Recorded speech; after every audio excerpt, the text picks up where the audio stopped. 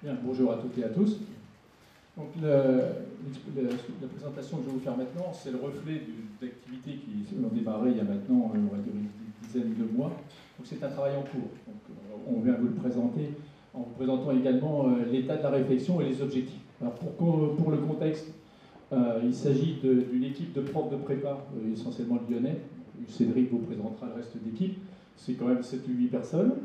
Et puis moi-même, qui suis l'AS de Cachan, qui travaille également sur cette affaire-là. Et l'objectif qu'on s'est donné, c'est de se poser la question, est-ce que NAO peut être un support de formation dans le contexte des CPGE et des grandes écoles? Voilà.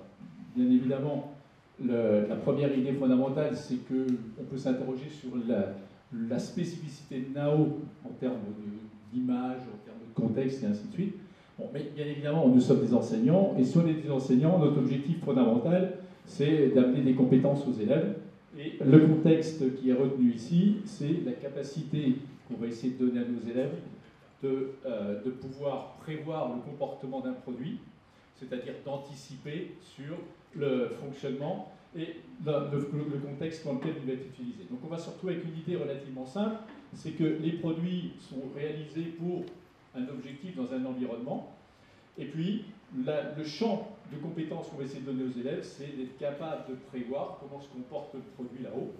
Et on est dans une situation aujourd'hui de formation dans laquelle la prévision se fait par simulation. Donc la question que vous avez posée fondamentalement, c'est est-ce que NAO pouvait être un outil qui nous permette de faire de la simulation pour atteindre ce état. Également, lui, satisfaire un besoin, donc ça ne pouvait que marcher. La difficulté, c'est de le décliner en formation. Alors, dans le contexte qui est là, on s'inscrit bien évidemment dans des étapes de formation du système éducatif, pour lequel on retrouve tout naturellement analyser, modéliser, calculer, diagnostiquer. Je pense que ce matin, on est désolé, on n'a pas pu être là, mais je pense que vous avez déjà entendu ça ce matin largement. Et NAO, de notre point de vue, de par sa spécificité, la haute technologie et le contexte dans lequel il est réalisé, nous semblait un produit pertinent pour faire ça. Alors, ce qu'on essayait de vous expliquer, c'est les difficultés qu'on a eues, nous, pour le traduire, et puis peut-être en tirer quelques conclusions. Alors, comment les choses se présentent? Eh bien, les choses se présentent de la façon suivante, c'est que NAO est fait pour jouer au foot, par exemple, donc on est dans un contexte avec une terminologie simple, c'est-à-dire qu'on est dans un environnement pour les spécialistes, et puis on est dans une situation de formation, donc à partir de l'analyse d'un produit, on va se proposer d'imaginer comment il va jouer, s'il a la capacité de jouer au foot.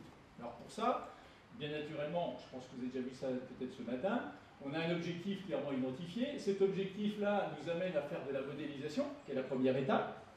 Et dans les modélisations, il faut structurer la modélisation. Alors ici, à tort ou à raison, on a une structuration qui vaut ce qu'elle vaut, sur laquelle on peut débattre. La première idée fondamentale, c'est d'observer quel est le phénomène physique qui va nous donner l'action du produit correspondant. Donc on arrive dans la définition d'un modèle de comportement, bon, qui peut être aussi un modèle de connaissance suivant l'état des lieux. Si je veux faire de la simulation, j'ai forcément besoin d'un deuxième modèle fondamental qui est le modèle du produit. Bien évidemment, il va falloir que je modélise ce que j'ai fait, et sur ce modèle de produit, on va bien évidemment appliquer le modèle de comportement qui va me permettre d'avoir effectivement le résultat. Dans un jargon que certains connaissent, ça va nous donner quelque part une performance. Je ne peux pas faire ça si je ne modélise pas aussi l'environnement. Bien évidemment, le produit est calé dans son environnement. Donc le contexte d'étude est structuré sur cette affaire-là, en disant, si je veux rendre mes élèves capables de faire de la modélisation, de faire de la simulation, pardon, il faut qu'ils aient, suivant le niveau de formation, que ce soit au collège, au lycée ou en classe préparatoire, aux grandes écoles, des niveaux de compétences associés sur la capacité à modéliser toutes ces affaires-là. Une fois qu'on a modélisé, bien évidemment, après, ici, c'est pas représenté de calcul, des théories correspondantes qui permettent d'obtenir un résultat. Alors, comment est construite la formation? Bien évidemment, les formations, il faut quelque part qu'il y ait des choses qui fonctionnent et qu'on voit des progrès. L'idée de base, c'est de dire, une fois que j'ai un résultat, je vais me poser la question de la pertinence du résultat, puisque je veux prévoir. Et une des façons de valider la pertinence du résultat, c'est d'aller mesurer un résultat. Et puis, c'est par l'analyse de l'écart potentiel qu'il y a entre le résultat de la simulation et la mesure que je vais faire, qui va me permettre de contribuer à la formation de mes élèves en les sensibilisant au fait de la pertinence des modèles, et la contribution de chacun des modèles dans le résultat permet de construire la formation à la fois en comportement, à la fois en modèle. et à la fois un modèle de produit, un modèle d'environnement. Alors, quand on dit ça, c'est presque facile, parce que des modèles de connaissances, des modèles de comportement, on en a autant qu'on en veut, ça se passe bien. Modéliser des environnements, ça se passe assez bien. Ce qui est toujours difficile dans la formation, c'est modéliser le produit. Comment est-ce que je fais pour modéliser Nao? Comment est-ce que je fais pour faire ça? Alors, le point de vue qui est retenu ici, c'est un point de vue qui en vaut plusieurs autres à l'autre. Donc, le point de vue qui est retenu ici, vas-y. Le point de vue retenu, c'est le point de vue de l'analyse système.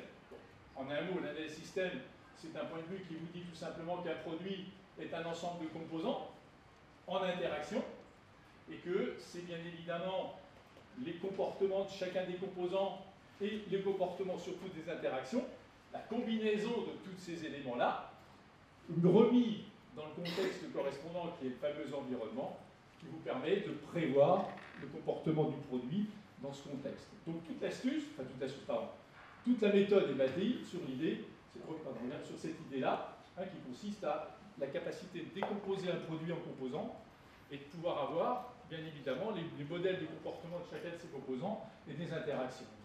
Alors quand on est en formation, quand on prépare de la formation, c'est le rôle du prof, c'est ça, c'est-à-dire c'est la capacité à choisir les bons composants pour avoir les modèles à la fois sur les interactions et à la fois sur les composants qui sont du niveau de la formation des élèves qu'il a devant lui. Alors, dans l'exemple qui est là, on peut se dire, il n'y a qu'à prendre Nao. Voilà. On va prendre Nao dans sa totalité, on va le décomposer, et puis on va imaginer le comportement de Nao dans un environnement tel qu'il est. Il n'y a pas besoin de réfléchir longtemps pour comprendre que ça va se mettre, on va être dans une situation compliquée, parce que Nao a un certain nombre de composants indépendants qu'il ne va pas forcément retenir. C'est pourquoi on a proposé à Desbarans de limiter le produit, et on a choisi, on va dire deux mots tout à l'heure, et c'est d'être obligé de ce que va nous dire Cédric, on a choisi la cheville. Donc on a dit, ben voilà, on va prendre une partie de Nao. Alors quand on prend une partie de Nao, il faut se rappeler de ce qu'on a fait avant, c'est-à-dire que la partie de Nao qu'on prend, elle est dans un environnement sur Nao. Si je veux remonter ça. Donc à partir de là, on extrait l'élément, et puis on se pose la question qui est celle que je vous viens d'évoquer, c'est-à-dire ce composant-là, qu'on va appeler tout bêtement la cheville, comment je vais le décomposer dans le fameux composant de l'analyse système pour pouvoir en faire un outil de formation dans un niveau donné. Alors, dans le cadre des classes préparatoires, avec l'équipe de Lyonnais, on a choisi ça. Alors, c'est forcément quelque chose qui est complètement arbitraire, parce que on est en formation. Quand je dis arbitraire, c'est moitié arbitraire, parce qu'on voit bien que, comme on est en train de faire du comportement, le choix des composants, il dépend des connaissances scientifiques des élèves auxquels on a affaire. Donc on décompose en fonction de la compétence des élèves. Et le choix qui est là est un choix qui est pour les classes préparatoires, mais évidemment il ne va pas s'appliquer en première, il ne va pas s'appliquer en terminale. Encore qu'on pourrait faire en sorte que, mais sur le principe, ça n'a pas été fait pour, puisque chaque formation a un objectif élève bien identifié. Une fois qu'on a ce choix-là, et bien après, il suffit de pouvoir pour prévoir, et bien, on a bien compris qu'il suffisait de connaître le comportement de chacun des composants, et surtout, le composant des interactions. Toute l'astuce de la construction d'un TP, c'est pour trouver ces comportements d'interaction, dont on ne connaît en général pas des modèles, d'où l'idée de ce qu'ont fait les Lyonnais en termes de TP. Je vais passer la parole à Cédric. Bonjour. Donc, ce qu'on a fait avec une équipe, donc c'est moi qui le présente, on est 6 à l'avoir réalisé, 3 d'un lycée et 2 d'un lycée lyonnais de Parc, pour ceux qui le connaissent, et 2 stéphanois.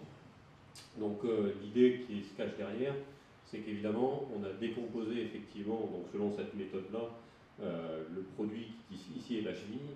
La première remarque, c'est que les éléments qu'on retrouve dans le robot, c'est-à-dire la complexité, ici, il est évident qu'elle est là.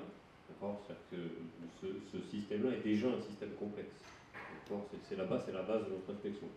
Simplement, ça a été alimenté par autre chose, c'est qu'on a, dans l'éducation nationale, on a des programmes, donc des domaines à aborder pour faire passer des connaissances et des compétences. Et c'est sur ces compétences-là qu'on a travaillé pour que cette cheville nous permette de faire passer ces compétences-là. Donc les compétences, je ne vais pas les lister, parce qu'évidemment on a fait un tableau Excel, on a listé l'ensemble des compétences. Mais les grands domaines qu'on a abordés sont essentiellement des domaines de l'électricité et des domaines de la mécanique. Donc évidemment, on a deux axes asservis, donc tout ce qui est asservissement, mais ce n'est pas le premier produit qui fait ça. Hein. Il y a deux moteurs asservis. On a choisi deux, pas tout à fait par hasard, parce que des systèmes avec un moteur, il y a une certaine complexité. Le deuxième a une influence sur le premier. Donc ça nous intéresse. Tout ce qui est électrique nous intéresse. Et le schéma qui est ici n'est pas tout à fait organisé au hasard. On s'aperçoit que le domaine, on va dire, que je qualifierais d'électrique, pour simplifier, est plutôt à droite, et toutes les liaisons qui sont à droite relèvent du domaine électrique, pas exclusivement, c'est toute la difficulté, et à gauche plutôt de la partie mécanique. Et toute l'astuce de ce produit-là, c'est qu'évidemment, un lien qu'il y a entre, je prends au hasard, hein, entre un réducteur ici et un capteur a une influence sur tous les autres. C'est-à-dire qu'un lien, on peut faire passer des connaissances sur un de ces liens-là, donc aborder un des critères qui nous intéressent, et regarder l'impact sur les autres. Alors, de notre point de vue, ce produit est intéressant, mais il est d'autant plus intéressant que dessus, on a travaillé, et quand je dis on, c'est moins l'équipe d'enseignants, mais c'est aussi à débarrant. Et donc, ça a été la condition pour que ça fonctionne, c'est que cette complexité-là, elle a été adaptée aux élèves et au niveau des élèves qu'on a. Alors l'adaptation, elle peut être matérielle, elle est logicielle, elle est tout ce qu'on veut, mais il y a une grosse adaptation qui a été faite de la part d'un développeur. Donc ici, c'est pour ça qu'on a ici un système complexe, mais adapté au niveau de l'élève. Alors ici, clairement, on a ciblé prépa.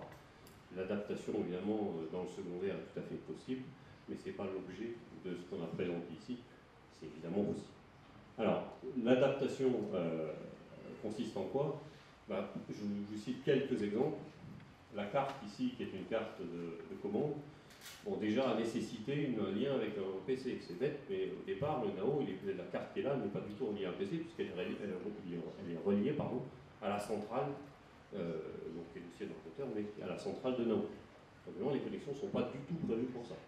Donc ici, c'est un débarrant qui a développé un lien et une connexion, donc tout ce qui est aussi programme qui est lié à la connexion avec un PC. Il y a une modification de la stratégie de commande, c'est-à-dire qu'on dit que le système est asservi, mais l'asservissement de la cheville dans NAO ne peut plus être le même que dans la cheville seule.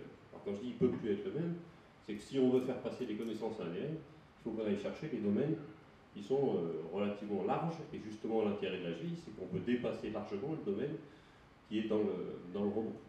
C'est-à-dire que, par exemple, pour des problèmes ne serait-ce que de sécurité, il y a des grosses limitations dans le robot. Ici, évidemment, ces limitations ont été levées largement.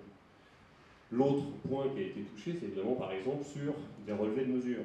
Le robot, si vous connaissez un peu, il y a un certain nombre de relevés de mesure qu'on peut faire qui est extrêmement important, extrêmement riche, sauf qu'il y en a d'autres qu'on n'a pas, ce qui est normal, hein, c'est la vie courante du produit.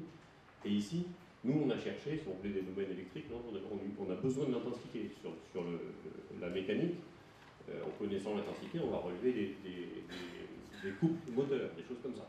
Donc on a besoin de points de mesure qui ne sont pas prévus. Donc c'est pareil, ça a été implanté, ou ça sera implanté, parce que c'est un projet en cours. Pareil, des capteurs sur le robot réel, il y a 2 capteurs par moteur.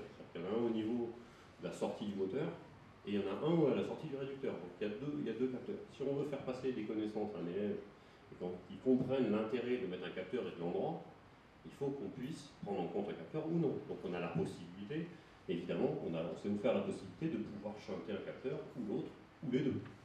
Donc tout ça, évidemment, c'est une adaptation qui a été faite du produit. Autre exemple purement mécanique, les réducteurs qu'il y a dans la grille sont les réducteurs originels, simplement ils ont la limité d'amplitude pour des problèmes de sécurité.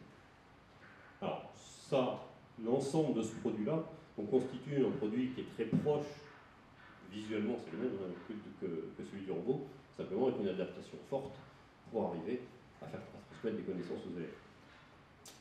Alors l'autre chose qui a été recréée, c'est évidemment l'environnement. Parce que l'environnement, et donc quand la cheville est dans le produit là-haut, l'environnement là, on a même le réel. Mais de la même manière, si on veut faire comprendre à l'élève l'influence de certains paramètres, il faut recréer un environnement qui soit représentatif du robot, mais surtout qui nous permette d'avoir une excitation du système qui nous permette de transmettre des connaissances. Alors évidemment, le plus proche possible de celui de NAO, mais on va au-delà et on va dépasser, pareil, on va augmenter les amplitudes possibles sur l'ensemble des paramètres qui nous intéressent.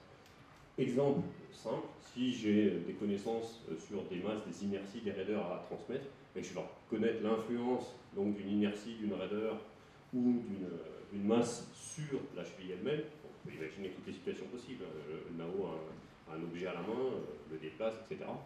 En plus, la raideur de NAO, ça existe, hein, sûr que vous avez tous vu le NAO, c'est pas complètement rigide. On a mis un système en place qui permet de simuler, d'exciter la cheville avec ce système. Donc ici, c'est une maquette. Hein. Ici, c'est une lame souple et ici, on a des masses. Donc, la raideur de la masse est variable, etc. L'autre point, c'est si on veut aller un peu plus loin, si on veut faire une excitation sur la cheville beaucoup plus fine, donc en effort ou en déplacement, on met le système dans un environnement particulier qu'on a imaginé. Ici, qui est on va appeler ça une cage, de loin, avec ici, on a un vérin qui est piloté et qui permet d'imposer sur le tibia l'ensemble des actions qu'on souhaite. Et là, il n'y a pas de limite, j'allais dire, sur l'excitation du système. Alors, il y a un autre point qui est extrêmement important, qui n'apparaît pas, évidemment, qu'on n'imagine pas forcément, mais il y a une interface avec l'élève qui est extrêmement importante. Sans une interface qui est très performante, on a du mal à travailler. Alors, ce que j'entends par là, c'est que si, évidemment, on regarde un tout petit peu les heures qu'on passe à faire des travaux pratiques, il faut que ça soit extrêmement efficace. Donc l'efficacité, elle passe entre autres par une visualisation des résultats et une commande qui est extrêmement performante, et qui passe simplement par un logiciel de visualisation qui doit être extrêmement performant et adapté spécifiquement à l'élève et même au niveau de l'élève. C'est-à-dire que on a créé ici un viewer, je vais appeler ça, on a créé un viewer qui est spécifiquement adapté ici à des élèves de prépa. Évidemment, on pourrait le décliner sous une forme différente à des élèves de lycée ou des élèves d'une école d'ingénieur. Donc ici, la base, simplement, c'est une base relativement simple avec les boutons où on peut venir exciter le système avec, au niveau des moteurs et où on peut relever des points de mesure et des ensembles de mesures à partir des capteurs qui sont dans la cheville. Alors, par exemple, ici, je vais donner simplement une architecture. Donc ici, on a des paramètres qui sont des paramètres d'asservissement qu'on peut modifier, des gains, ce que vous voulez. Donc ici, on a une structure, on va dire, d'asservissement, qui est une structure tout à fait connue en classe préparatoire, avec ici des correcteurs. Donc ici, on aperçoit les deux moteurs, parce qu'il y en a deux. Et puis ici, là-bas, le produit. Donc ici, l'élève paramètre le produit comme il le veut, de manière assez évidente, c'est assez transparent. À droite, on a un pilotage en temps réel, c'est-à-dire qu'on est capable de piloter la cheville via, par exemple, une souris, un vêtement, et donc de générer, par exemple, des trajectoires, des choses comme ça. Pour vous donner un ordre d'idée de ce qui se fait et ce qu'on arrive à obtenir en termes de résultats. Ici, vous avez l'exemple, par exemple, d'une excitation de la cheville en sinusoïde, hein, c'est-à-dire qu'on peut faire des allers-retours à la cheville, bêtement, avec ou sans masse. Hein. Ici, je crois que c'était sans masse. Et puis, selon la variante en jaune ou d'une autre couleur, vous avez en bleu, par exemple, vous avez une loi d'entrée, et puis selon évidemment la vitesse, l'excitation, la fréquence, vous avez du retard, pas du retard, on peut mesurer des écarts, tout ce qu'on sait faire en prépa. L'autre chose qu'on fait par exemple, c'est des mesures de trajectoire. Si vous faites par exemple tracer un cercle à la cheville, là vous faites faire un cercle, le cercle demandé c'est le cercle en bleu, et en jaune, vert, en bleu, c'est le résultat d'une mesure selon ce qu'on met en termes de gain sur le système, gain correcteur au sens large. Et c'est des problématiques très connues, c'est des problématiques par exemple de fabrication. Les gens qui font de l'usinage connaissent parfaitement ces problématiques-là, puisque au moment du point de remplacement, on a un souci d'inversion de moteur, c'est exactement ce qui se passe dans la cheville. C'est des notions qu'on peut faire transmettre à un élève relativement facilement avec ce produit. Bon, juste pour la forme, évidemment on a mis un cercle, on est capable de faire aussi d'autres formes quelconques. Ici on a fait des carrés. Et bon, évidemment, entre celle qui est demandée, c'est l'extérieur. La petite envers, simplement parce qu'on lui met des gains tellement faibles que les moteurs n'ont pas la capacité à l'emmener. Donc toutes ces notions-là, on sait les transmettre et on sait aller chercher à l'endroit où on veut. Évidemment, on s'est placé dans une démarche de simulation, parce que l'idée à chaque fois, c'est de créer un modèle de connaissances ou de comportement du système en l'améliorant au fur et à mesure. Comment je fais pour, entre guillemets, l'objectif de l'élève, lui, c'est que ça colle bien, et sur quoi il joue. Donc l'ensemble de ce que je vous ai présenté là, ce n'est qu'un exemple parmi d'autres. La condition pour que ça marche bien, ça a été évidemment une collaboration qui a été relativement étroite entre Aldébaran et l'équipe d'enseignants, dont Jean-Marie a piloté beaucoup de choses. Je vais lui laisser la main, parce que là il va vous présenter sur la fin très rapidement ce qu'il lui fait, mais dans une école d'ingénieur, donc évidemment le niveau n'est pas le même. Bien, merci. Alors, l'autre aspect de notre réflexion autour de NAO, c'est d'essayer de se poser la question est-ce que NAO peut servir de support dans le cadre de formation de grandes écoles ou universités, et dans un contexte de ce qu'on appelle un peu pompeusement, je vous ai entendu parler peut-être ce matin, la pédagogie par projet. Donc là, on sort un peu du champ précédent. En deux mots, le champ précédent, vous avez compris, tout est basé sur l'idée d'analyse. On analyse quelque chose et qu'on essaie de retrouver un fonctionnement. Lorsque on souhaite s'engager dans ce qui est appelé la pédagogie par projet, on a forcément d'autres objectifs, et les compétences visées dans cette affaire-là sont essentiellement des compétences de comportement, dans un premier temps. Donc, c'est-à-dire qu'il faut qu'il y ait du travail en groupe, il faut qu'il y ait des choses où les gens travaillent ensemble, et l'idée de base du moteur de tout ça, c'est que c'est de la pédagogie par l'action, et qu'à la sortie, il faut que les groupes aient produit quelque chose. Il faut qu'il y ait forcément de la plus-value. S'il n'y a pas de production, on a un peu de mal à faire de la pédagogie par projet. Bon, chacun a un petit peu son avis sur la question, mais très honnêtement, c'est nécessaire.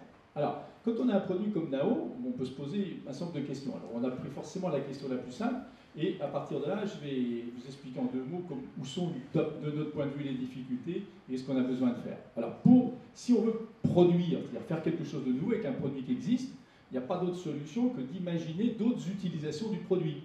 Parce que, quelque part, si vous voulez faire de l'innovation quelle qu'elle soit, il faut quelque chose de nouveau. Alors, chez nous, on a choisi bêtement, on ne veut pas faire de foot, on a eu un moment envie de faire du basket, mais c'était déjà fait, qu'on n'était pas bon, donc on a choisi de faire du chamboule-tout.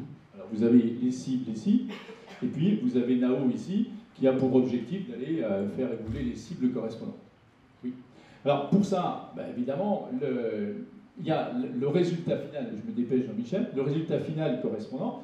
Dans les activités, pour faire ça, on voit bien qu'on va utiliser tout naturellement de la simulation. Bon, alors on va passer rapidement, donc on va faire de la simulation, donc on va simuler l'environnement, on va apprendre à NAO à aller reconnaître une balle quelque part, aller la ramasser, se positionner par rapport au chamboule-tout, et puis d'aller après taper dans la cible correspondante.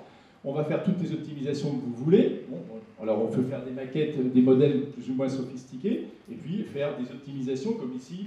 C'est bêtement une image qui représente l'optimisation du geste de NAO pour envoyer la balle le plus loin ou plus précisément correspondant. Le message est le suivant, c'est que quand on fait ça, qu'est-ce qu'on fait? On fait simplement, on prend un produit qui existe et puis on essaie de l'utiliser dans un autre contexte. Mais comme on est dans un cadre de pédagogie par projet, on voudrait que les élèves innovent, il faut faire mieux.